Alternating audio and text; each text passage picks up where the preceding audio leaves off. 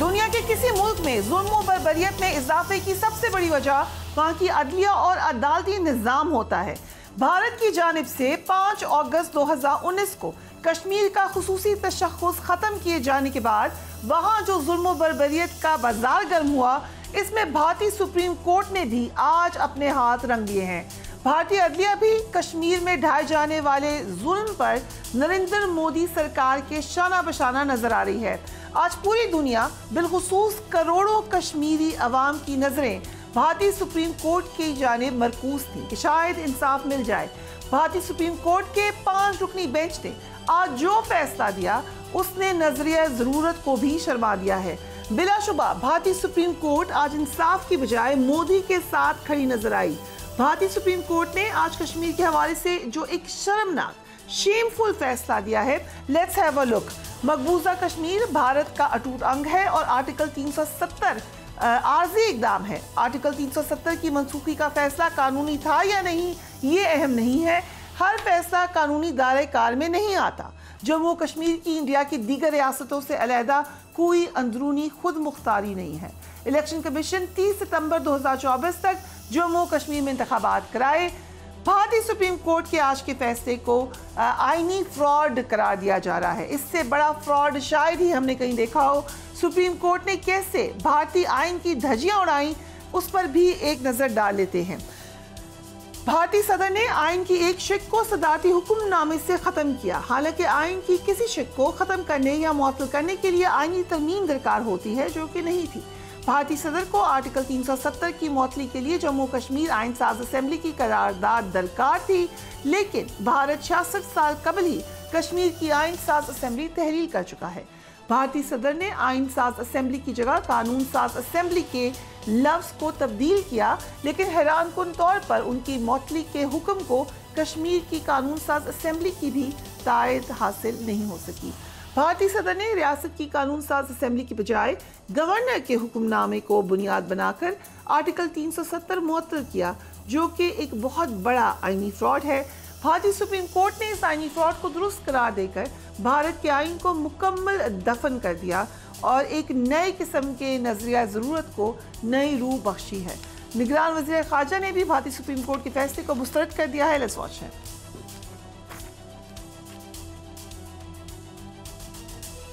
The judgment is yet another manifestation of the pliant judiciary under India's ruling dispensation. They remain a matter of grave concern for Pakistan, as their ultimate goal is to convert the Kashmiris into a disempowered, disenfranchised community in their own land. These measures must be rescinded to create an environment for peace and dialogue. Pakistan will continue to extend its full political, diplomatic and moral support. ہمیں join کری ہیں Mumtaz Zahra Baloch, spokesperson for foreign office. Thank you so much for joining us on the programme. جو اب ہوا ہے اس کے بعد پاکستان کے پاس کیا آپشنز ہیں؟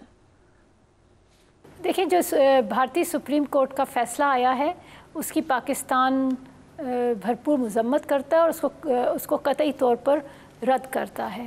اس فیصلے کی کوئی قانونی حیثیت نہیں ہے، کیونکہ جو مقبوضہ کشمیر اور کشمیر کا معاملہ ہے یہ ایک بین الاقوامی معاملہ ہے، یہ ہندوستان کا اندرونی معاملہ نہیں ہے، اور ہندوستان کو کسی طرح سے بھی یہ رائٹ نہیں ملتا کہ وہ کشمیر کے فیوچر کا فیصلہ یک طرفہ طور پر کر لے۔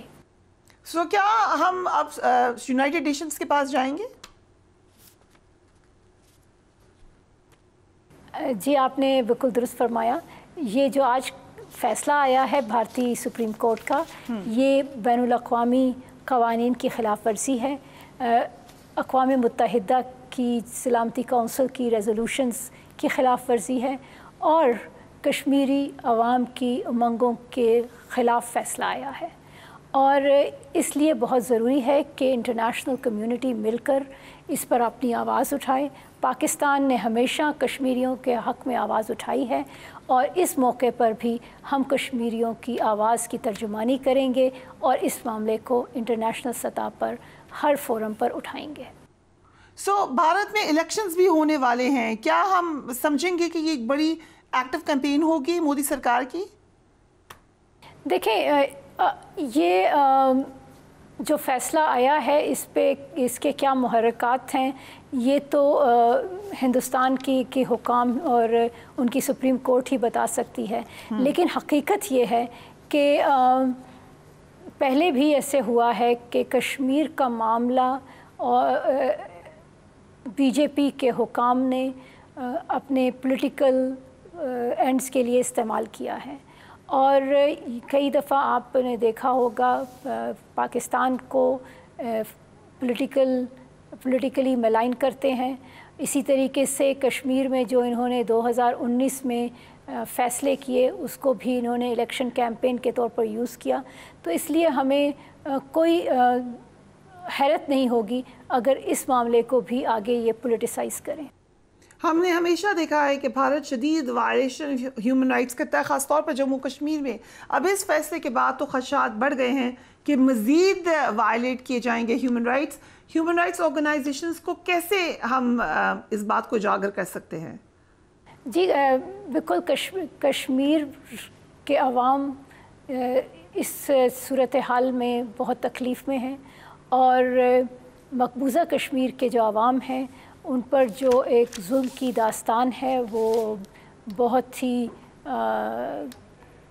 تکلیف دہ ہے پاکستانی عوام کے لیے، اور دنیا بھر میں جو بھی باضمیر عوام بستے ہیں سب کے لیے یہ ایک بہت ہی مشکل اور تکلیف دہ چیز ہے۔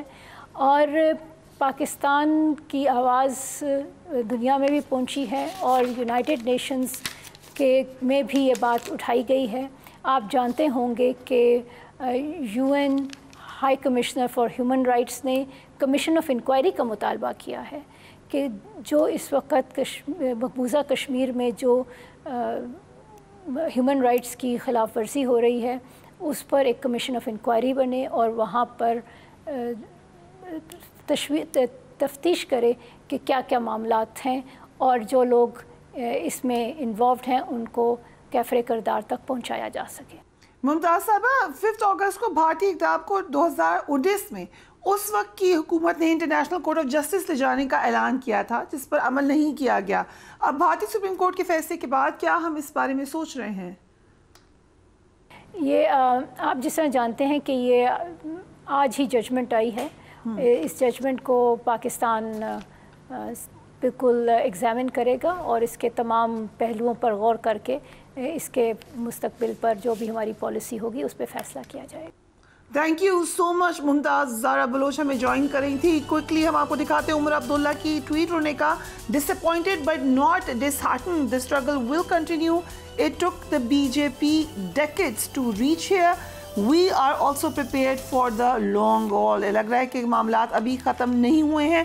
ملیہ لودھی صاحبہ کہتی ہیں the people of occupied Jammu and Kashmir have never accepted they are part of India and nor will they ever accept that.